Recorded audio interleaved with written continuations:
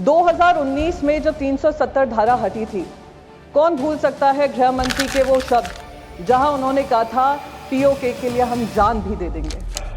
Aggressive ना हो, जान दे देंगे इसके लिए, क्या बात कर रहे हो? तो जब ऑपरेशन सिंदूर जारी था और अचानक से उस पर फुल स्टॉप लगा, मन में सवाल तब भी था।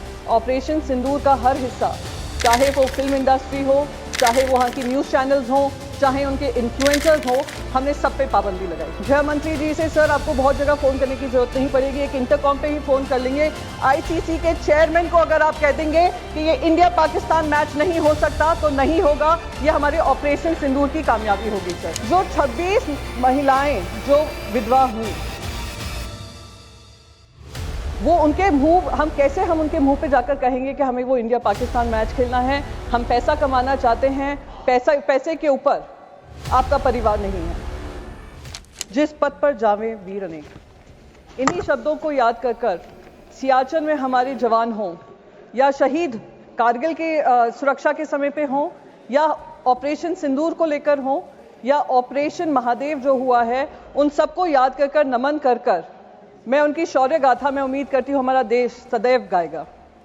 साथ ही साथ मैं उन सारे परिवारजनों को श्रद्धांजलि व्यक्त करना चाहूँगी जिनकी जानें वो पहलगाम में गई, आतंकी हमले में गई, पाकिस्तान स्पॉन्सर्ड आतंकी हमले में गई, और वो अभी भी उम्मीद कर रहे हैं कि हर तरीके से ऑपरेशन सिंदूर, जो कल खुद प्रधानमंत्री जी ने कहा कि ऑपरेशन सिंदूर अभी भी जारी है, उस ऑपरेशन सिंदूर के तहत उनको हर पैमाने पे न्याय मिलेगा और नापाक हरकतें जो पाकिस्तान से होती हैं उसको खत्म करने का काम हमारी वीर सेना करेगी।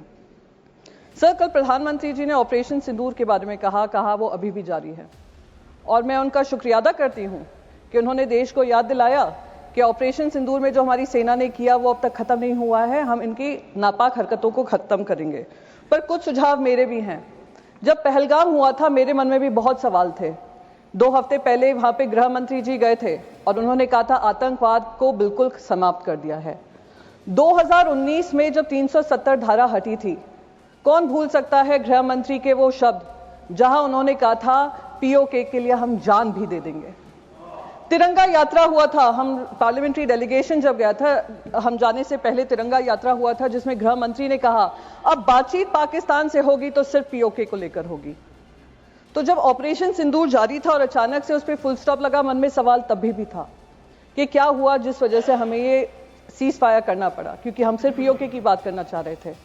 तो अब क्योंकि ऑपरेशन सिंदूर जारी है और प्रधानमंत्री जी ने ये कहा है, तो मैं बस 2-3 चीजें उनके सामने कहना चाहूंगी। सर, ऑपरेशन सिंदूर का हर हिस्सा, चाहे वो फिल्म इंडस्ट्री हो, चाहे वहाँ की न्यूज़ चैनल्स हों, चाहे उनके इन्फ्लुएंसर्स हो, हमने सब पे पाबंदी लगाई। सर, अब समय आ गया है कि क्रिकेट पर भी पाबंदी लगनी चाहिए सर।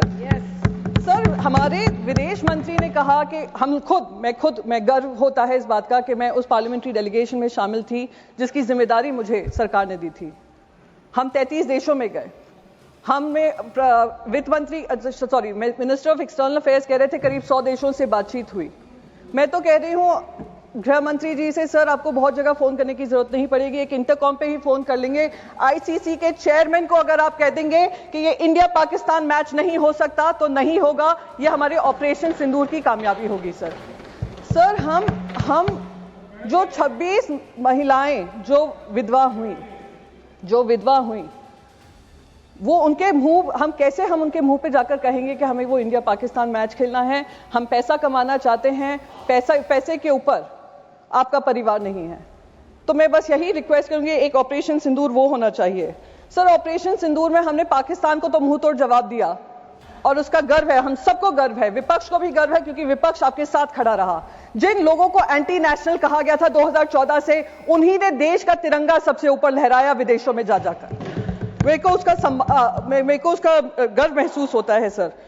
पर जो हमारे यहाँ पर पहलगाम को लेकर इंटेलिजेंस फेलियर हुआ, उसकी जवाबदेही किसी ने ली?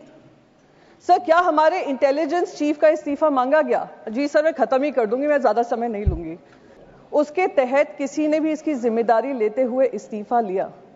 इस्तीफा होने चाहिए सर। तब तक ये ऑपरेशन सिंदूर कंप्लीट नहीं होगा जब तक आउटसाइड वर्ल्ड को तो हमने पाकिस्तान को 2 टूक जवाब देकर अकाउंटेबिलिटी तय की, जब तक इंटरनल अकाउंटेबिलिटी हम तय नहीं करेंगे। 20 सेकंड हो गए। जय हिंद सर, जय Hind, thank you very much.